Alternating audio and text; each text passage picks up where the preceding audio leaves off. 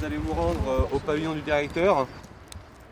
Apparemment le requérant qui est le voisin donc, a entendu du bruit dans le pavillon, d'accord. Donc vous avez l'autorisation du propriétaire pour y pénétrer. Exercice en situation ce matin pour Flora, Eric et Boubacar, 3 jeunes cadets de la République. Objectif du jour, interpeller un cambrioleur sur le lieu du vol en respectant les procédures. Police, sortez! Ces 3 jeunes ont intégré le centre de formation de police de Draveil en septembre dernier.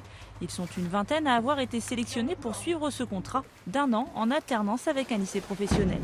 Grâce à cette formule, ils reçoivent la formation d'adjoint de sécurité, mais surtout suivent un cursus qui les prépare au concours de gardien de la paix. Calmez-vous, monsieur, calmez-vous, monsieur. Je suis calme. Calmez-vous. C'est assez dur, faut tenir un rythme. On a pas mal de choses à apprendre. Il y a le code pénal, le code de procédure, le règlement intérieur. Il y a tout à apprendre. Il faut s'accrocher. Il faut du mental. Des cours théoriques mais aussi techniques, comme le maniement des armes et les techniques d'interpellation. Ouverte aux jeunes de 18 à 30 ans, sans condition de diplôme et rémunérée 600 € par mois, la formation des cadets a été initiée par Nicolas Sarkozy en 2005. Objectif affiché, diversifier le recrutement et permettre aux jeunes de banlieue d'intégrer la police nationale. Pas facile pourtant pour l'institution de les séduire.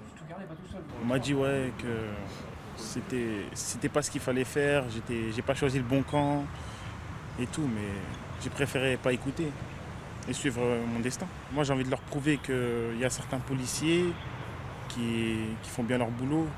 Résultat, en région parisienne, les centres de formation ont des difficultés pour attirer des candidats.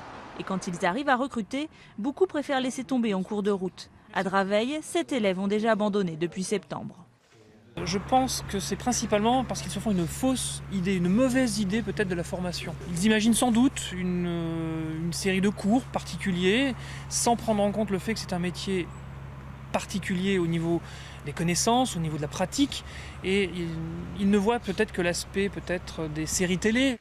Autre handicap qui freine les vocations, la difficulté aujourd'hui de réussir le concours. Il y a 6 ans, plus de 5000 places étaient ouvertes au concours de gardien de la paix.